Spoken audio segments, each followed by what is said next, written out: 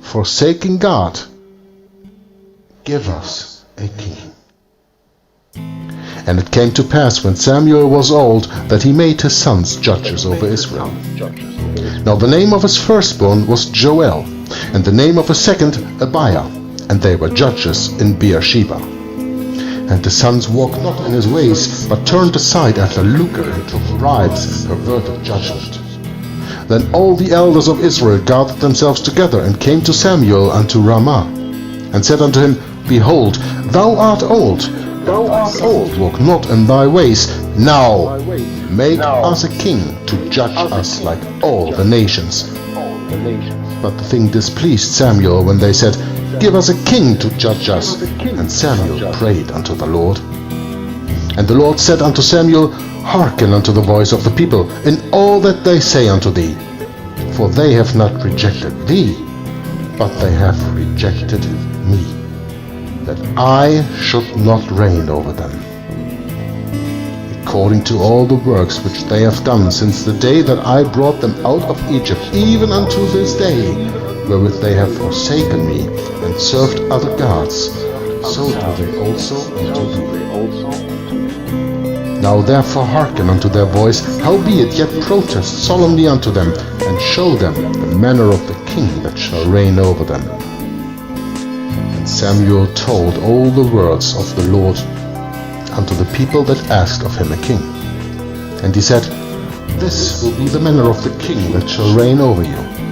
He will take your sons and appoint them for himself, for his chariots, and to be his horsemen, and some shall run for his chariots. And he will appoint him captains over thousands, and captains over fifties, and will set them to fear his ground, and to reap his harvest, and to make his instruments of war, and the instruments of his chariots. He will take your daughters to be confectionaries, to be cooks, and to be bakers. He will take your fields and your vineyards, and your olive yards, even the best of them, and give them to his servants. Take a tenth of your seed and of your vineyard, and give to his officers and to his servants. And he will take your men servants and your maid servants, and your godliest young men and your asses, and put them to his vineyard. He will take the tenth of your sheep, and ye shall be his servants.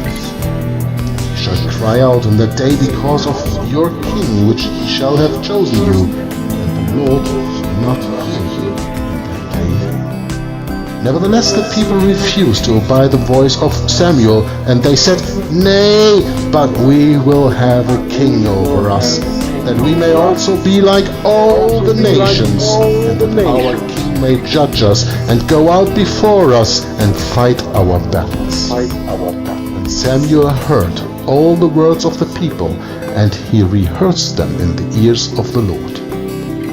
And the Lord said to Samuel, Hearken unto their voice, and make them a king. And Samuel said unto the men of Israel, Go ye every man unto his city.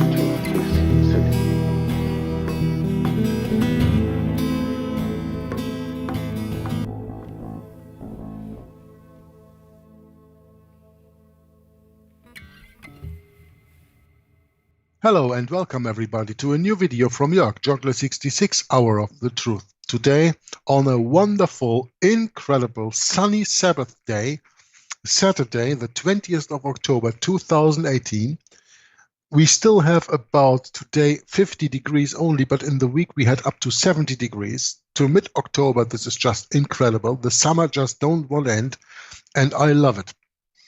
Because to me, it can be summer all day long and all night long, all year long. I don't need the winter.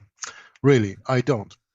And when the sun is shining this wonderfully, it puts me in a wonderful mood, and this wonderful mood puts me up to my desktop computer, open Skype, have a call with Brother Bret, and we decided, of course, to do another reading of the wonderful book, The Great Exodus by James Edgar Wylie.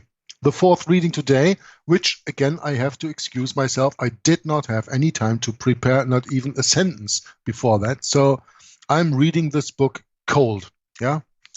How do they call it? They have a special expression for that. cold-blooded, or no, not cold-blooded, cold-heartedly, Cold or turkey. cold turkey. Thanks. Yes. That's it. That's it. Who is the guy that you hear in the back there? Well, that's Brother Bret. Hello. Welcome to the broadcast, Thanks. Brother Bret. Thanks, Jörg. Yeah, great to be here. Ready and waiting to continue with the chapter. I believe we're in chapter 4, was it? We were in chapter 4, yeah. And now we are going cold turkey on page 45 and continue the reading, because we were just reading how James Atkin Wylie very poetically described the Antichrist system, the empire that reigned in the Middle Ages. And now we are going to continue in the reading at this point here on page 45 in the book, at the head. And I'm going to continue right away. At the head of this vast empire that was the pages before poetically described by James Atkin Wylie, stood Philip II. If ever man did, Philip governed for an idea. That idea was the entire and absolute submission of the conscience of every human being to his will, or, which was the same thing, to the authority of the Church of Rome.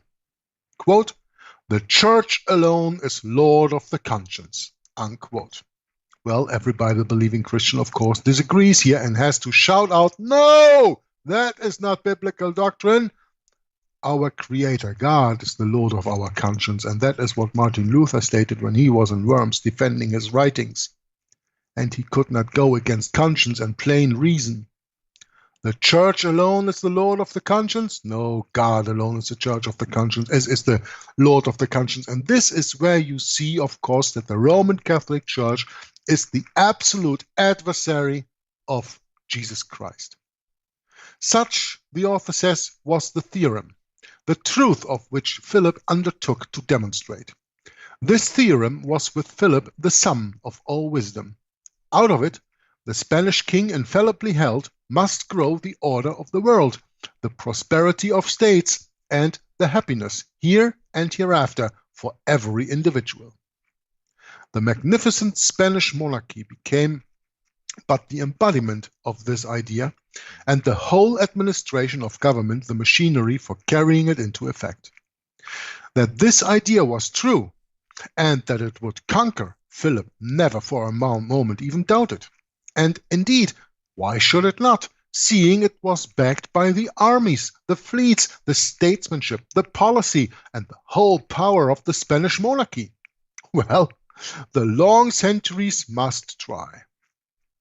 Having based his splendid empire upon this idea and staked its progress upon its truth, Philip dies, and with kingly pomp is laid in the vaults of the Escurial. I'm going to change the picture here, and then we're going to continue reading. Leaving the Spanish king to sleep, his deep sleep, and the Spanish monarchy to work out its great experiment, big with momentous issues of good or of evil, we turn our steps into northern Europe. The mariner, sailing under the star of the pole, descries a little country in the North Sea, its naked mountains shrouded in clouds, and its rocky strand beaten incessantly by ocean's angry surge. What a contrast to Spain, with its fruitful soil, its delicious climate, its stately cities, and its colossal shadow covering both Occident and Orient, is this insignificant, hardly known, and rarely visited country, one whose shores we now set foot on. Between the Scotland of the 16th century and the Spain of the 16th century, we find a contrast than which that age offered no greater, and never perhaps has a greater been offered by any age before or since. Of Scotland, the plough has as yet scarce tamed the soil. Bits of meadow and patches of corn land gleamed out amid the all but universal covering of brown moor and black wood. Here art had reared no stately cities. The sons of this land dwelt in hovels of mud or in tenements of wood. Commerce had not filled its harbors and its highways with traffic, or enriched its towns with the produce of other climes. Learning and science had not yet refined the manners and expanded the minds of its citizens. Law struggled to maintain a precarious footing amid the insubordination of lordly churchmen and the turbulence of factious barons. The burghers, we are not talking about the hamburgers, but the citizens, yeah, that's an old word for citizens. Really? Is that right? Yeah. Interesting. Yeah, and I very much prefer the word burghers in this case. Mm-hmm. Because the word city has a Roman Catholic meaning. You know, I looked that up one time. I don't remember it anymore. But city is always relied to a bishop's seat. Oh, so, yeah, that's right. Yeah. And citizen is by that someone who is subject to the bishop. Yes. And that's why I very much appreciate the word burger. And by the way, we speak of that in German too. We call it Bürger. We write that B-U with 2 dots on it, R-G-A-R-S. So without the H, this is how we write burgers in German. Sure. Yeah. Just take away this H, burgers, gotcha. And put 2 dots on the U, and you have the same word today in the 21st century. Interesting. Yeah? But this is an old English word for that was later replaced by citizens. Okay? Okay. So it's the inhabitants, it's the citizens. The burghers had scarce tasted of freedom. The throne, weak at home, was despised abroad. Philip, although he plotted industriously to annex France and subjugate England, appears to have deemed Scotland unworthy of his thoughts. What appreciable addition could so poor a country have brought to the lordly empire of Spain? Philip, it is true, was all covetous, although rich in kingdoms. Still, he scarce coveted his kingdom. But who at that hour would have had the boldness to predict that the Scottish fir tree, rooted in this infertile soil and buffeted by these unkindly blasts, would one day overtop the great Spanish cedar? Quote, how can this thing be? Unquote, it would have been asked had such an augury been dropped. Among the sons of that land there arose one who, although he wore no crown, yet carried in his breast a kingly soul, and by that soul ruled his nation. Like Philip, too, this man governed for an idea. But Knox's idea was not Philip's idea. Talking about John Knox, if you didn't know that yet. Knox's idea was the direct converse of Philip's idea. God alone, said Knox, is Lord of the conscience. What did Philip say? The church alone is the Lord of the conscience, right? Right. This idea was with Knox the sum of all liberty. It was a little seed, and it was deposited in a little country, but Knox knew it to be a seed of life. Out of it would come, first, a free gospel, next, a free constitution, and to these 2 indispensable things would be added all that is needful to a nation: order, industry, commerce, science, art, political power, and, in due time, greatness. The little Scotland, with this idea, he would back against the great Spain with all her armies and fleets, her wealthy dependencies, and her subtle statecraft. So far as the bigotry and factions of the age permitted, Knox made his country an embodiment of this idea.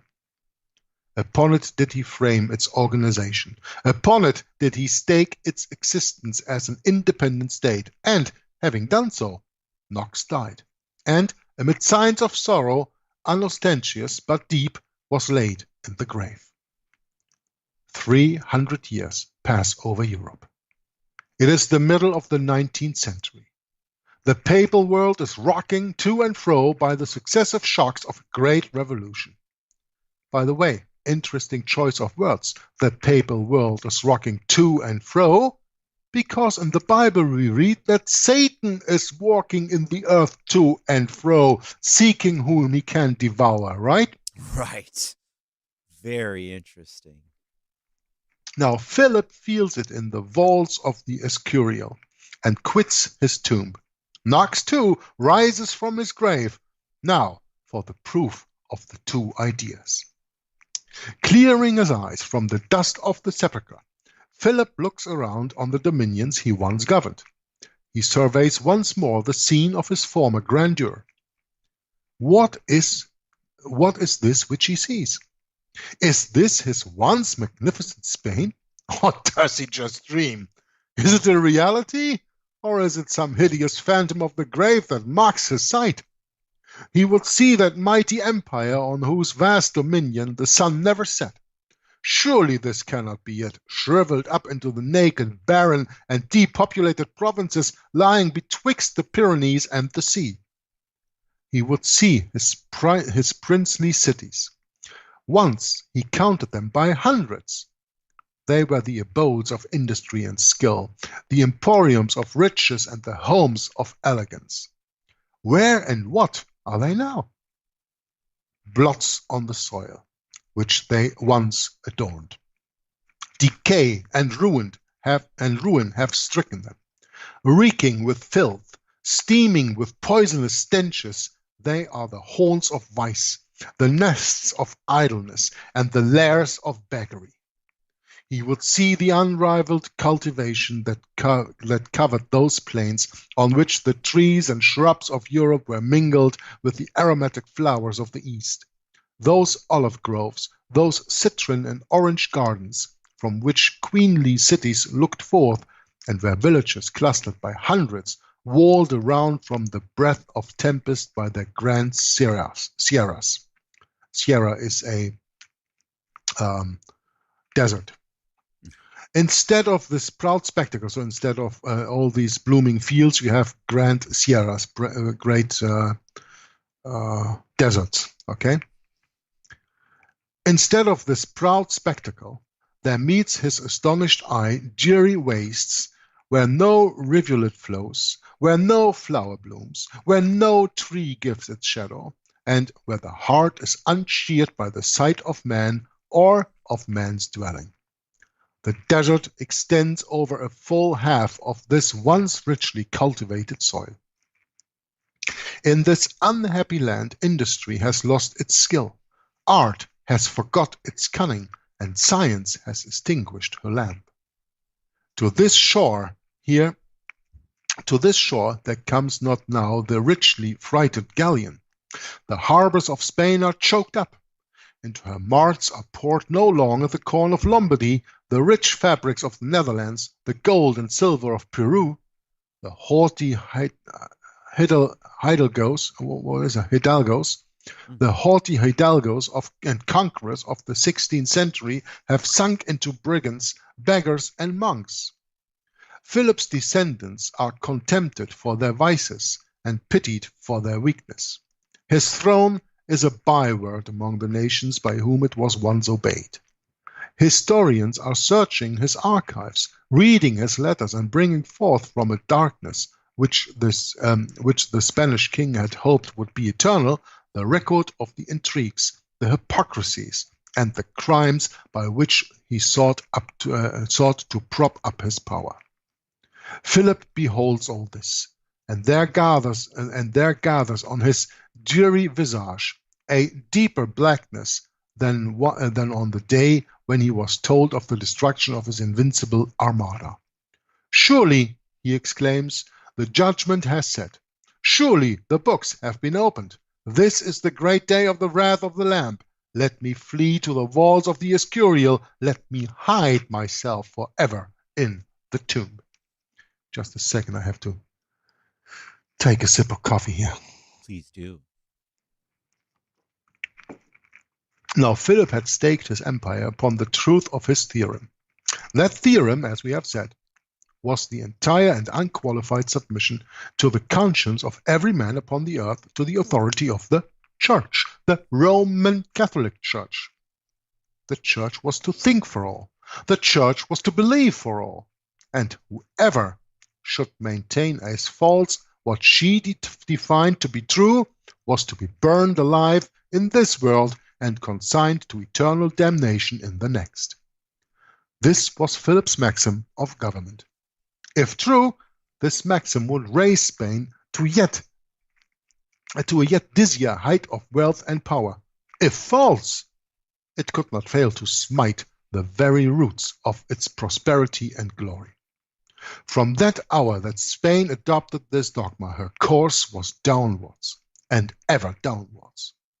Her destruction came like an armed man. Conscience was oppressed, virtue departed, genius, skill, industry, wealth, military glory, political sway, all forsook her. Nothing could arrest her decline. Philip's maxim hung like a millstone around her neck. And she, who in the 16th century had stood at the head of Europe, queen of 100 dependencies and mistress of a third of the globe, has in the 19th become the basest of the European kingdoms. Her experiment of 3 centuries has ended in a reductio ad absurdum, means reduced to absurdism. In the ruin of Spain, we read the falsehood of Philip's maxim. But what of the counterpart idea? What had become of Scotland, that is, I guess. You know, I think it's very interesting how James Atkin Wylie describes the going down of Spain. When you look today in the European Union, something that you are not there very well accustomed to, familiar in the United States, right. familiar with, taught on in the United States of America. Very unfamiliar. Is that the European Union consists of, I don't know, something 28 countries or so, like this. Mm-hmm. And a lot of these countries have very big troubles economically, most and for all. Oh, sure. And of course, with their infrastructure and all that stuff. And the most country in danger of that is, of course, Greece. You all heard about the Greece or the Greek quote-unquote bankruptcy some years ago, or the luring bankruptcy of Greek and the probable leaving of Greek out of the European Union. Oh, that's right. In that time. Yeah. But next to Greek, do you want to know which countries also are on the same line, on the same stake, on the same line of losing all credibility and actually having to leave the European Union, if possible, quote unquote? Mm-hmm. Well, it's Cyprus, it's Italy, it's Spain, it's Portugal, it's Ireland, Roman Catholic Ireland, yeah? Right. England stepped on the brake with the Brexit. That is still not yet done. They are still negotiating on that today in 2018. But all of these southern countries, all of these always Roman Catholic countries are in the same position as James Atkin Wylie describes it here about Spain. Still today in 2018, you know? Mm-hmm. That's right. The demise of the Roman Catholic countries, you know? First they grow hard, the curve is going steep up, but then comes a turning point, and the curve is going steep down. And that is what we are in today. And that's why we are going to have a quote-unquote new world order today. Right. Because they will declare the system of nations has failed. Now, when the system of nations has failed, what is over? A one world nation, a global community.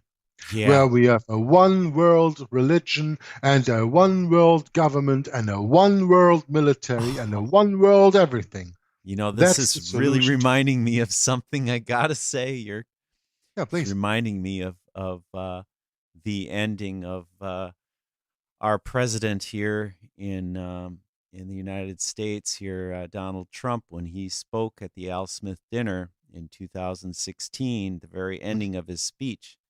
He was speaking about we got to all come together as one nation, as a world community. World community, yeah. Yeah, remember?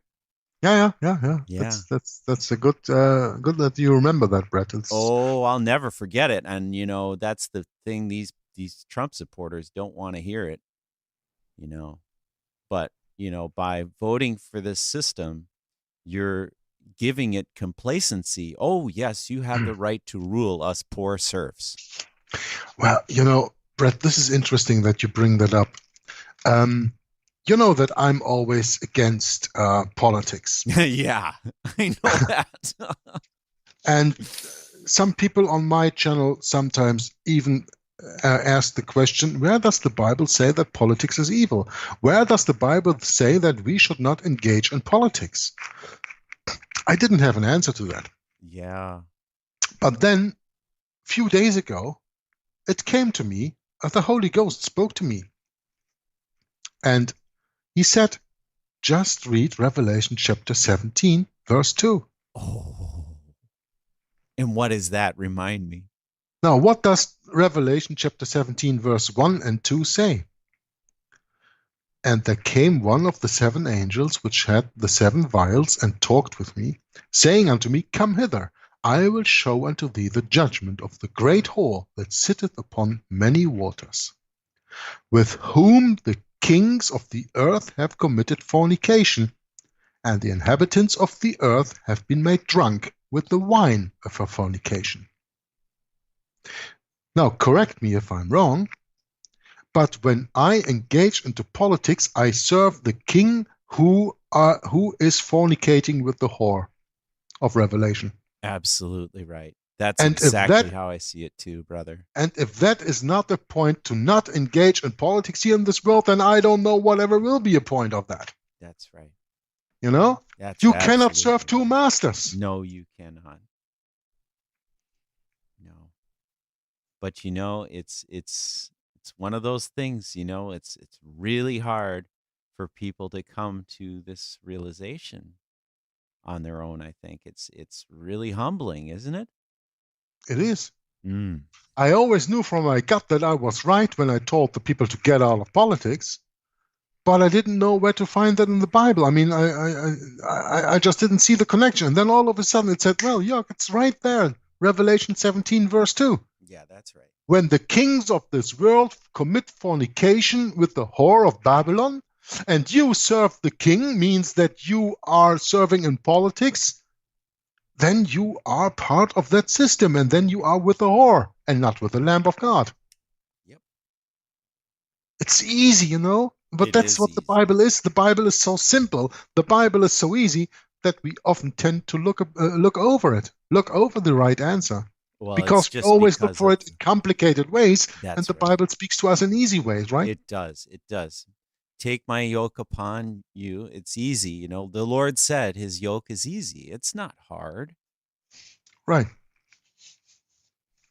It's just that we need to flood ourselves with Bible learning. That's the point. We need to flood ourselves with Bible quotes and memorization, whatever it takes, you know, because the Lord wants you to read the Bible. He wants you to engage in that kind of thought, because that's the real thought. That is, like we were talking about earlier, right? This subject of this chapter. It's the conscience. I have, even though I read this book now some years ago, Rulers of Evil, I never understood fully when Tapasosi actually made his point when he said that the Jesuits introduced us to learning against learning, and what that really means. I mean, what that means in its fullness. You're right. In its fullness. It means they introduce a learning in this world that we are to adhere from cradle to grave, that takes us away from the Bible. Whatever we study in this world, in the school, in the universities, in our spare time, via television, via newsletters, via news on television, whatever we study in this world, it's all vain deceit. It is all ratio studiorum. It is all just there to take us away from the Bible, instead of studying the Bible and the Bible alone every day, 24/7, 365. The Jesuits say, no. The Gnostic learning against learning, the Medici learning method is the one that you should follow. Don't look at the Bible. The Bible is unimportant. The Bible has nothing to say. It's a book that you cannot even understand without being taught by a priest what it means. The full content of the understanding of what Tapasosi said in this book, Rulers of Evil, about this learning to learn, learning against learning. I think it is in chapter 4 of the book, Medici Learning, where he speaks about that. That is something we should pick up again. I probably should pick up again and read that chapter again. Oh, absolutely. With the understanding that I have now, and try to share with the viewers what he actually is trying to sell us there. That he says every, absolutely, there is not one exception. Every learning institution of this world that adheres to the Jesuit Ratio Studiorum leads you away from the knowledge of the Word of God. And that's just it. That's what they wanted to achieve a few hundred years ago, and that's what they achieved fully today. Oh, by golly, they got it. They got it by these, monetary systems and all this. It all serves the same purpose. It's incredible. Yeah, all these little wheels, they go together, They do. Yeah, that's right. One fits into the other almost perfectly, and you cannot get out of that system of smeared wheels. That is like a how do you say that? Like a gearbox in your car. Yes. When one wheel doesn't fit perfectly into the next wheel, then you have trouble changing gears and you have trouble moving forward. And they smeared the gearbox of this world so perfectly. They have control of every little tooth wheel. Or how do you call these wheels? Yeah, that's right. Tooth wheels? Yeah. Well, you can call them that, or you could just call them gears, or the teeth on the wheels. Sure. Yeah. I don't know any other way to say it. Yeah, we say tooth wheels in German. Interesting. Zahnrad from Zahn, from like the tooth we have in our mouth. That's right. The one tooth going into gripping into the next one. That's the expression that we use. So that's why I say tooth wheels. I don't know, of course, if that's the English expression. But I can look that up in translator. I mean, we are floating in this video anyway now. So let's just look that up and say what Google Translate has to say to that. That I'm not going to use a expression that that most people don't even understand here. So yeah, let's see how good Google is. Gear, cogwheel, gear wheel, cog. Yeah, cogwheel. That's a good one. Yeah, cogwheel. That's true. Okay, that's the expression that you. Here you see my video uploaded. Did you see the message? Yeah, sweet. 1630. Yeah, the planned upload worked. So the Jesuits smear the gears of this world by using the cogwheels, and they are controlling every little cogwheel that it nicely fits into the next one. And that's why the system is running like this, wonderfully. Like clockwork. Yeah, that's right. It's like running clockwork. like clockwork. Yeah, exactly. Yeah. This clockwork, Bret, that's another point. Of course, you remember the grandfather clock, right? Oh, yeah. Sure do. Tom Fress spoke about that in this wonderful video some years ago that I have on, I think, all my channels, the grandfather clock. Now I'm just looking for the picture here. The computer has to wake up. He doesn't know that it's already in the late afternoon. Yeah. You have this grandfather clock, and we always say, the Jesuits use the people with this pendulum from left to right and right to left and left to right and right to left. And the only thing that changes is the finger on the clock here. We are turned from left to right, from Democrats to Republicans, from Republicans back to Democrats, from fascists to communists, from communists to fascists, And we don't see that only this finger here on the top of the clock changes the agenda of the Antichrist. And how do they do that? Well, whenever this pendulum swings to one side or another, it gives power to one of the little cogwheels. And this one cogwheel fits into the next cogwheel until the power that is taken by the pendulum is transported over to the finger here on the clock. And that's the point. Therefore, they need the cogwheels. And the cogwheels is the Ratio Studiorum. I think that's a nice way to explain this, right, Bret? Sure is. Yep, that's right. Anyway, let's not get too far away from the book reading we were doing today, but I think that was just something that we needed to talk about during this reading here. And, when the epiphany comes, when the idea all of a sudden comes, the idea needs to be explained, right? Oh, and it's a big one, too, because the learning against learning is very, very significant. And we've been so incredibly trained to just, well, not really trained, but rather influenced. We've been influenced so far away from the Bible that people just don't consider it as much as we should, really. We've been indoctrinated. Yes, we have. Yeah, just in the week I was watching a video about the American education system. And that was a person who commented on my second YouTube channel years ago and put in a video there, and he speaks, the video is spoken in English with English subtitles, because in between the speaking there come explaining sentences and quotes, and these are in Polish, and therefore the whole video is translated into English. And I thought that was very interesting to watch. Maybe I can send you the video later on if you want to. And I just asked him in a comment, did you ever hear of Charlotte Iserbyt, the deliberate dumbing down of America? And he didn't know that. And I said, well, okay, I never read the book in completion. I saw interviews with Charlotte Iserbyt on the television and on YouTube, yeah. And I have the book here on my computer. You can get it for free on the internet. The deliberate dumbing down of America. And when you combine that with what we were just saying here about the Jesuits and Ratio Studiorum, there you got your culprit, Yeah, that's right. There you got your culprit.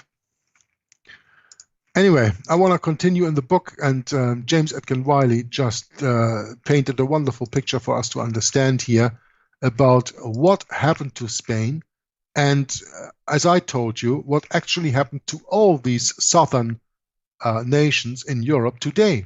If you take Greece, you take Italy, you take Spain, you take Portugal, they are all southern lands. One country that is right in the middle between southern and northern is France, and that's also very much in danger in that regard.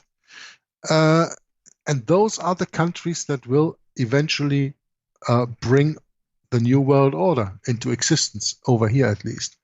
They will bring an end to the nation system as we know it today. So James Edgar Wylie just described how Spain lost all its flower, all its grace, all its glory from hundreds of years ago, and how Spain's example was led into reductio ad absurdum. In the ruin of Spain, we read the falsehood of Philip's maxim. What was Philip's maxim? The church is the lord of the conscience. That is Philip's maxim. That's the church's maxim, and that's what led Spain into oblivion, into perdition, into bankruptcy, into what James Edgar Wylie writes about this right here. Now, but what of the counterpart idea that was so ugly to begin with? He who had gone down to the grave, never having feared the face of man, returns from it equally courageous. Knox looks around to see how it fares with the little country which he had made the champions of a great principle. Now, sorry, I just have to take here a picture. I want to put a picture of Knox in here so that we all know who we are speaking about. This is a wonderful picture of John Knox, and this is the guy that we are talking about right now, so we at least can put a picture on what we are speaking here about, right? He lived between 1514 and 1572. Okay, now I'm going to continue. Knox looks around to see how it fares with the little country he had made the champion of a great principle. Can this be the land in the dust of which 300 years ago he lay down to rest? It must be. It can be none other. Here it is, its place on the map of the globe unchanged and lying betwixt the old parallels of latitude and longitude. But in every other respect, how different. While Knox has been sleeping, with what a wondrous vitality and force has his principle been operating!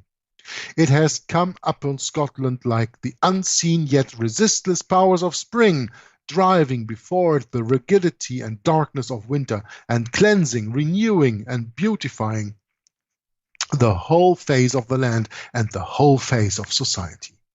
It has rent from the soul the shackles of ignorance and superstition, and from the body the fetters of feudalism. It has purified the land from friars, images, saints' days, and massacres.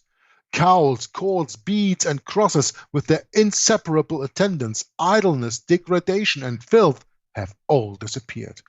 And in their room have come an open Bible, that fount of liberty, the Sabbath, that day of blessed rest and holy thought, and a Christian worship with its sanctuary scattered sweetly over hills and valley and city, and sending up the melody of psalms and the voice of the prayer in the Sabbath stillness to the great Jehovah.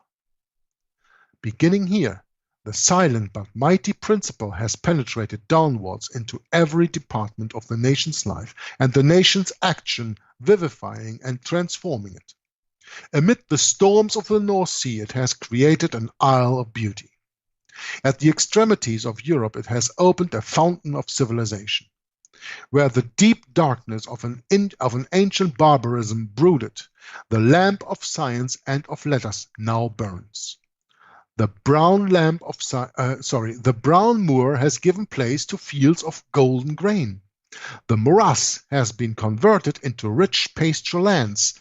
The dark forest has fallen before the axe, and cultivated fields of thriving towns now occupy its place. It has given to Scotland a husbandry which Lombardy might do well to imitate, and has spread out beneath its northern sky landscapes which Spain and Italy might envy. On the Scottish soil, art has erected the fairest of earthly cities, and from the Scottish genius has proceeded that one mechanical invention which, more than all others, is destined to give man the dominion of the earth on which he dwells, and is rapidly revolutionizing the whole labor of the globe. As one with England, Scotland enjoys a home industry and a foreign commerce which far transcends that of Spain in her palmy days. And she stands at the head of an empire which, whether we regard area or territory, population or resources, is double that of Spain in the zenith of her power, as Spain was double that of the Roman Empire. Thus has Knox's principle been tested. Nothing could be more complete as a demonstration of its truth than the Britain of the 19th century. Its triumph is indeed magnificent. Understood aright, the present state of Europe is one of the grandest sermons ever preached to the world. There is no lesson like it, no lesson so emphatic, and so full of high and solemn meaning to be read anywhere out of the Bible. It is, in fact, a re-exhibition of the Bible. It is a new revelation to the nations of those same doctrines regarding the divine government which were given in early ages by the pens of inspired men. In 2 points only does this new writing differ from the old, and these are points no ways material. They regard the form, not the subject matter of the revelation. The first writing was given in words, the second was given in facts. The first writing contained much in a small space. A few moments of time sufficed for the enunciation of some immutable principle of the government of the all-powerful, and a single brief sentence fixed it forever on the inspired page. Not so in the other writing. There has been no such economizing of times and space. 1,000 years have been required to enunciate what in the Bible is given in a single line. A whole continent has not been too large, and a whole millennium has not been too long for the revelation of great fundamental principles touching the government of the eternal. There are, in truth, 2 Bibles before the world. Both proceed from the same author, and the same finger has written both. The infidel snarls and denies the one, unaware all the while of the existence of the other, which repeats, not with pen and ink, but with sounds that fill the world, in the rise and prosperity, the decline and fall of nations, the very same truths that are written in the other. The great ruler inflicts his vengeance now, not by physical terrors, but by permitting evil systems to ripen and shed their venom on their supporters. No doubt, it makes many ages. In the case of the papal nations, it has taken 12 centuries to complete this course and bring around the judgment day. But that day comes round at last, and then it is seen to be a public execution following upon a patient and judicial trial. The punishment is seen not as the result of accident, but as the operation of law, of those great righteous and immutable laws by which the Supreme governs the world. Such, in brief, is the nature of that dispensation under which, as we take it, the continental nations have now passed, and such are the principles upon which the events that have of late befallen them are to be explained and vindicated. In this way, too, does God authenticate His word. If you ask, where is the proof that the Bible is the word of God? We answer, well, look back in history. Look around you on the world. You say, let an angel descend from heaven, let a prophet come up from the tomb, and we will believe. But why ask any authentication from the other world? A greater than Moses or than any prophet from the dead is present in this, stands before us. He who gave the Bible at first is giving it over again, not in letter, but he is giving us the Bible in fact. We ask proof of the first revelation when we ourselves are witness of the second. Why seek a confirmation of the words when the facts are undeniable before us? And the very slowness of the process, the very length of the time required for the evolution of some great principle makes the demonstration the more perfect and the proof the more irresistible. Were it a single act, it might be held to be a coincidence. But when it is a series of acts ranging over long centuries and embodying the very principles of the Bible, there is absolutely no room for doubting the character of the manifestation. This is God. This is the God of the Bible. And though every grave on earth were to open and their dead to arise, their testimony would be by no means be so satisfactory and irrefragable as the testimony which God is bearing to himself and to his word in these dispensations. If we believe not him, neither would we believe were the dead to arise. This leaves us with chapter 5 that we will probably do in the reading tomorrow, the figurations of the world's day and the church's night. Because I found this a very profound and interesting chapter to read, Bret, and I think that is a good point to take a break and start anew, even though we haven't read for a whole hour, but I don't care for that whole hour. This was too nice to just start for a few sentences, a new chapter, and I want to relay that to tomorrow. But of course, I want to give you the last words on today's broadcast for the moment. I will, of course, do another closing as always, but please, your views on what we've just read, Bret. I was just really stunned by that too. That's a fantastic chapter we just read, and you had mentioned earlier that going over chapter 4, Medici learning in the book Rulers of Evil would match up really well with this, and I have to agree. We could always do a discussion on that too before we proceed if you wanted to. I think that would fit just fine. But that's just an afterthought. If we just proceed in the momentum we've kept, I think that people can look up the reading from Medici Learning Chapter 4, the reading you already did, and get a lot out of it. So I really appreciate it, Jörg. This is really profound knowledge, and most of it is European history.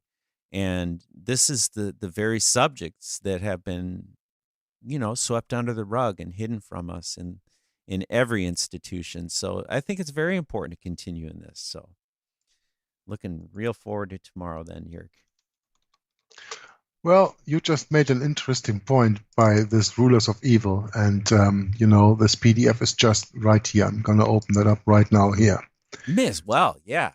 If you're open to it. The point that I want to make is when we look at the index of the book, Rulers of Evil, we see chapter 4, Medici learning.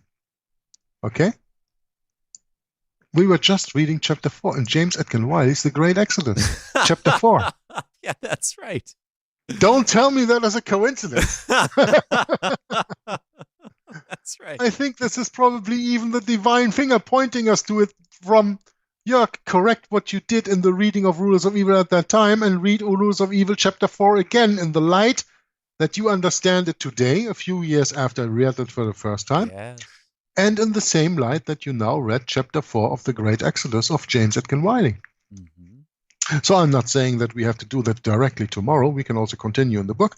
But one of these days, we will surely sit down and do a new analysis of chapter 4 of the book Rules of Evil, Medici Learning, in the light of the understanding that we have today in 2018, because I read Rulers of Evil, I think, some 3 years ago. Hey, we could even do it in 2019, too. It's not that far away. Yeah, because then it's 4 years after the first one, right? Right. Chapter 4, 4 years later. We still have things to learn, brother, I'm sure, Yeah. And the number 4, of course, is a very important number in the Bible. The number 4, Jesus was tempted 40 days in the desert. Yes. The Israelites wandered 40 years through the desert. There are many things with the Israelites were 400 years captive in Egypt, and so on and so on. I think when you look up the number 440 or 400, you will find many events in the Bible that are of very big importance. And maybe it's right. Maybe we should just wait until 2019 starts and do that 4 years after the initial reading of Rules of Evil, and can then go back to chapter 4 of James Atkin Wylie's The Great Exodus and chapter 4 of Rules of Evil by F. Tupper Saucy. I think we could do it anytime. It doesn't really matter. It's just the thought, that we've got. Well, I don't know how much time we have. Online with the economies working the way they're working. We know that in 2008 we had a significant crash, and it's been a while, and or was it really 2007 it started? 2007, 2008, but we never recovered from that crash anyway. So no, we didn't, but we're in this false system with so much falsehood.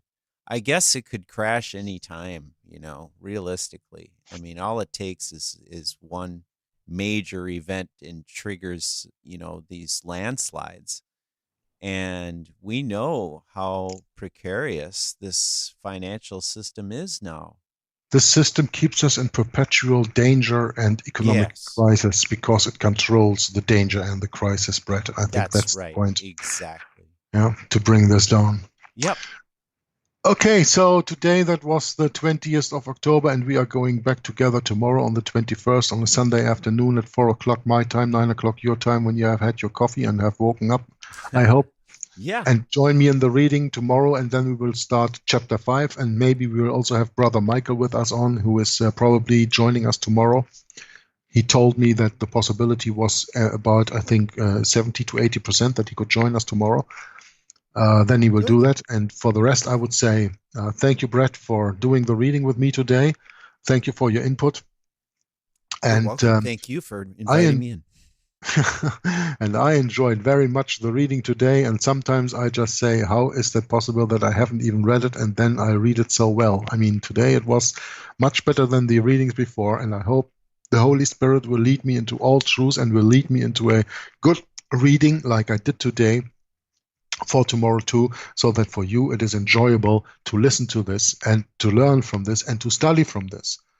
But above all, the learning and study of the book of James Atkin Wylie or the books of Henry Grattan Guinness, of Charles Haddon Spurgeon, or whosoever, don't ever forget to read the book of your Creator, the the Holy Bible. The 1611 King James Bible, the only true preserved word in the English language today in the 21st century. The Bible always comes first. Study your Bible, learn your Bible, and then learn the history that the Bible exposes to you in the form of prophecy long before history fulfilled it. Now, in 2018, look back and study the Bible. Get out of the ratio studiorum learning system of learning against learning, of the Medici learning of the Jesuits they introduced in the 16th century, but return to the true Word of God. Maranatha.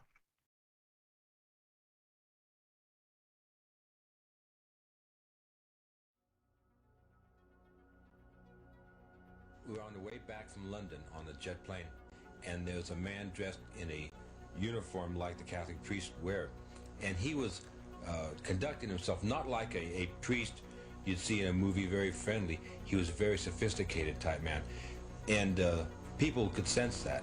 And I never thought I'd see him again, but in Baltimore at the airline station where the baggages come off, well, I turned around and there he was next to me. And I just turned to him and said, "Hello, friend, are you a Jesuit?" And he says, "Yes," with a big smile. You see all of his teeth. And he was very happy with himself. I said, "Well, listen, I'm very interested in the Jesuits. I've read some about them. And what would you think about the Council of Trent and what was invented in the Council of Trent and the infiltration of the Jesuits into Protestantism and the use of the Jesuits through organizations like the Illuminati and the futurism theory, the secret rapture that they invented for the Protestants?" And I talked about a lot of those things, and he had a metamorphosis take place. His face became rigid, his smile went away, and he looked me right in the eyes and he said, "You know quite a bit, don't you?" Like he never expected it. And I told him that you know, I was one of the Protestants that got away, and if he could realize that if somebody like me knew those things, just imagine some of the other of God's people that know those things and are willing to tell anybody about them. And it was an amazing situation how that man's face changed, and he thought he was like in one identity, but all of a sudden he realized that these dark secrets of theirs, they're being found out, and I'll never forget that. Would you consider that Jesuitism to be an occult secret society? It is an occult secret society from the point of view that the Jesuit order, what you know of the Jesuit order and what everybody knows of the Jesuit order is not the truly Jesuit order. What that means is even the Jesuits within the Jesuit order, they all are not knowing the secret society, the inner secret society that they are surrounded by.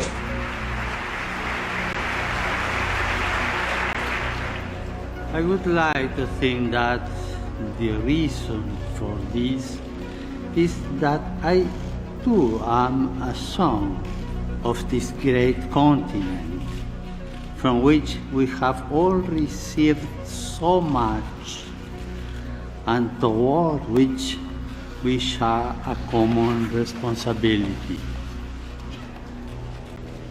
Each son or daughter of a given country has a mission, a personal and social responsibility. Your one responsibility as members of Congress is to enable this country by your legislative activity to grow as a nation. You are the face of its people. They are representatives. You are called to defend and preserve the dignity of your fellow citizens in the tireless and demanding pursuit of the common good. For this is the chief aim of all politics.